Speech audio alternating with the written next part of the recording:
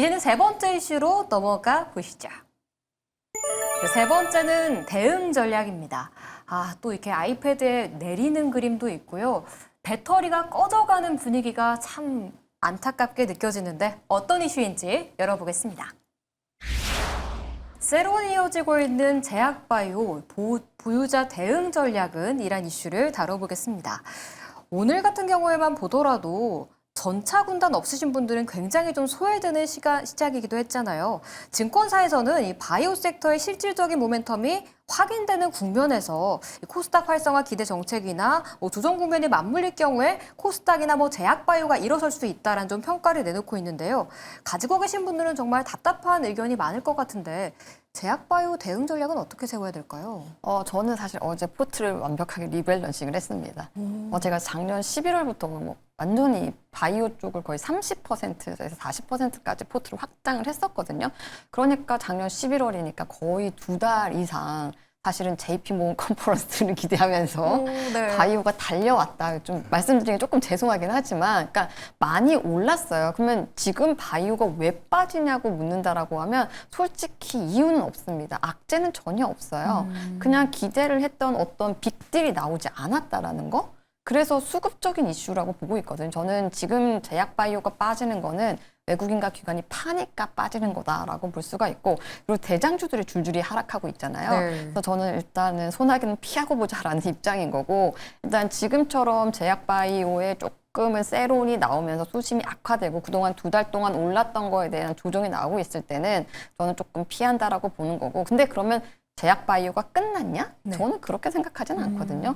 분명히 이제 다시 또 다른 데를 돌다가 순환매가 돌다가 다시 제약바이오 올 거예요. 그러면 저는 그때 들어가면 된다라고 생각을 하고, 짧게는 순환매가 사실 2, 3주 가잖아요. 네. 그러니까 지금 제약바이오가 많이 빠졌다고 들어가야지 이렇게 하는 거는 저는 조금 빠르다라고 보고 있습니다. 그리고 사실 이번 JP모건 컨퍼런스가 아예 의미가 없었던 건 아니라고 보거든요. 제가 굉장히 주목했던 거는 이제 일라이 릴리와 엔비디아의 협업이었습니다. 보면 네. 진짜 AI 신약 공동 연구소를 설립한다라고 구체적으로 얘기를 했거든요. 앞으로 여기서 어떻게 될지가 굉장히 궁금한데, 일단 엔비디아는 여기에다가 차세대 칩 AI 베라 루비를 활용한다고 했고, 그리고 일라이 릴리 같은 경우에는 AI 플랫폼 바이오 니모를 활용한다고 했습니다. 이렇게 되면은 사실 R&D 비용도 줄어드는 거고, 일단 기간도 줄어드는 거고, 굉장히 활용할 점이 많거든요. 네. 그래서 AI와 헬스케어의 만남, 이게 굉장히 중요한 포인트였고, 이 덕분에 사실 유로픽 같은 종목들은 또 올랐거든요. 그래서 이번에 JP모건 컨퍼런스로 인해서 세론이 나오긴 했지만, 특정한 모멘텀이 있었던 이슈는 또 올랐다. 그래서 바이오는 이렇게 차별화가 조금 당분간 지속되지 않을까, 이렇게 보고 있습니다. 차별화 정책가 좀 이어질 수 있기 때문에 박자를 못할 것 같다면 그냥 관망하는 게 더 좋을 것 같네요. 네, 전 일단 보고 있습니다. 네, 알겠습니다. 그러면 제약바이오 가지고 계신 분들은 네. 그냥 계속 기다리는 게 답일까요? 아니면 여기서 네. 어느 정도 좀 비중을 늘려서 네. 좀 평단가를 낮춰볼까요? 저는 비중을 늘리는 거는 괜찮다라고 보고 있어요. 사실 연초부터 제약바이오가 이제 강하게 JP모건 헬스케어에 대한 그런 기대감 때문에 많이 올랐습니다. 많이 올랐는데 지금 차익 실현 매물이 좀 나오고 있는 상황이고, 앞서 말씀드렸듯이 이제 수급 로테이션이 지금 돌고 있는데, 지금 반도체와 자동차가 워낙 강한 지금 상황이잖아요. 그래서 거의 수급을 다 가져가고 있는 상황이기 때문에 지금 제약바이오가 지금 힘을 못 내고 있다라고 보시면 될 것 같고, 사실 근데 제약바이오 같은 경우는 이제 계속적으로 이제 금리 인하 사이클로 지금 넘어가고 있는 상황이기 때문에 금리 인하와 관련해서 가장 수혜받을 수 있는 섹터군이다라고 보시면 될 것 같아요. 그동안 신약 개발이라든가 아니면 임상에 들어가는 비용들, 그런 비용들을 지금 고금리에서는 좀 어려운 상황이었는데, 이제 저금리로 갈수록 그런 R&D가 활성화가 되면서 제약바이오가 다시 한번 살아날 수 있는 상황이고요.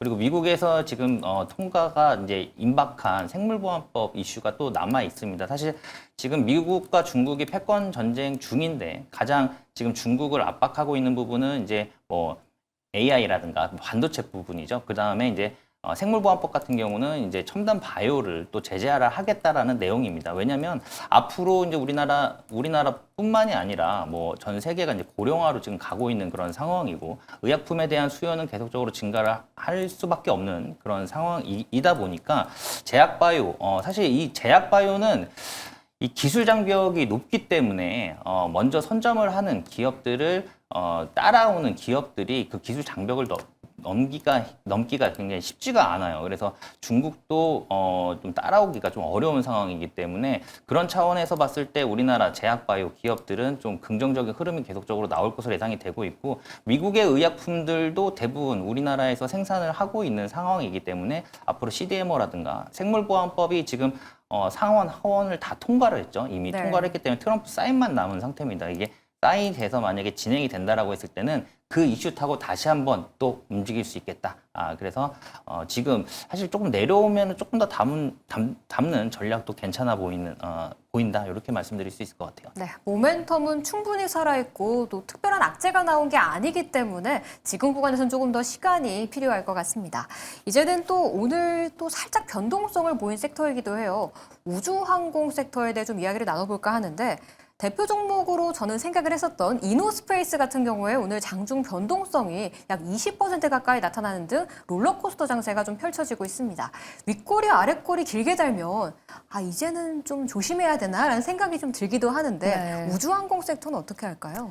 저는 사실은 우주항공 섹터를 올해 상반기에 메인 주도주로 보고 있고, 바이오의 비중을 축소하면서 저는 이제 우주항공을 더 확대했거든요. 사실 뭐 우주항공이라는 걸 제가 왜 그러면 이렇게 비중 확대를 했느냐. 네. 전 주도주로 가기에 일단 가장 중요한 요소들이 있는데 일단 신선함이라고 할 수가 있는 것 같아요. 로봇 같은 경우에도 작년 이제 추석 전후였죠. 그때부터 이제 로봇주, 노란봉, 두법 이러면서 이제 테마가 가기 시작했고 지금까지 가고 있는 거잖아요. 근데 이제 우주항공이라는 게 이제 어떻게 보면 테마로서 형성되기 시작한 건 작년 12월부터 그리고 스페이스 X 상장 이슈가 나오면서라고 보고 있거든요. 근데 그러면 이게 과연 지속성이 있을 것이냐가 관건이 될 수 있는 거잖아요. 근데 네. 저는 이게 지속성이 있을 것 같다라고 말씀드리는 이유는 이게 이제 실적이 찍히는 인프라 사업으로 가고 있기 때문이라고 보고 있습니다. 저는 올해가 우주항공의 어떤 실적 원년이라고 보고 있는데요. 일단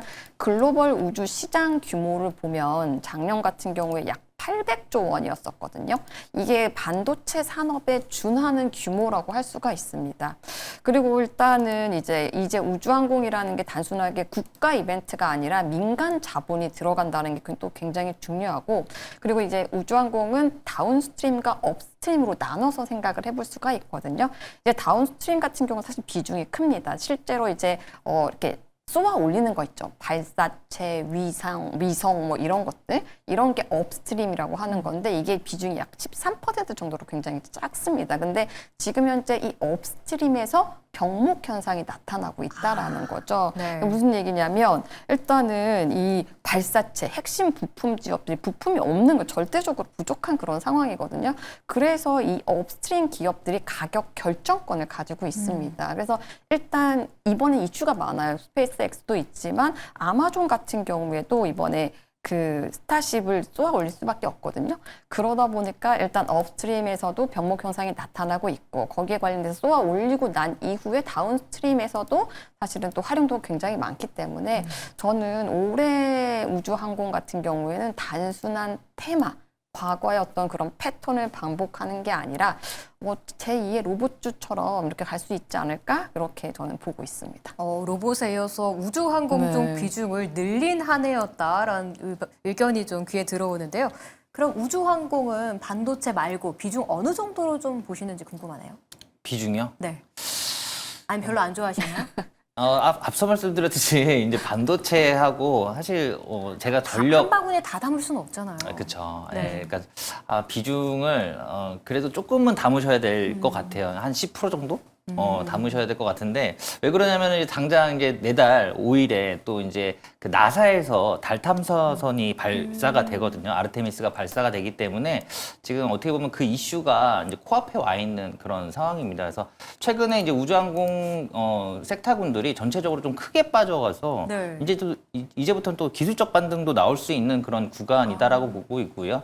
그리고 이제 우리나라 같은 경우도 이제 누리호 5차 발사가 상반기에 있을 예정이죠. 그리고 스페이스X IPO에 대한 이슈도 계속적으로 있는 상황이고 이게 어떻게 보면은 앞으로 이제 우주를 장악하는 부분은 방산과도 또 직결이 되거든요. 예, 그래서 이번에 이제 뭐 우크라이나 전쟁이라든가 아니면 중동 분쟁에 있어서도 지금 테슬라 쪽에 이제 스타링크죠. 예, 스타링크의 이제 저궤도 위성 서비스가 사용이 되면서 이게 어떻게 보면 이제 방산과도 직결되는 부분이라서 우주항공은 계속적으로 봐야 되는 섹터군이다라고 보고 있고 지금 단기적인 트레이딩 관점에서 봤을 때는 2월 5일날 발사되는 그런 부분들이 있다 보니까 단기간적으로는 그것도 체크해 보면서 비중은 조금 한번 실어보자라고 말씀드릴 수 있을 것 같고 일단 저는 기본적으로 반도체의 비중을 좀 실어야 된다라고 저는 보고 있어요. 네. 네, 알겠습니다.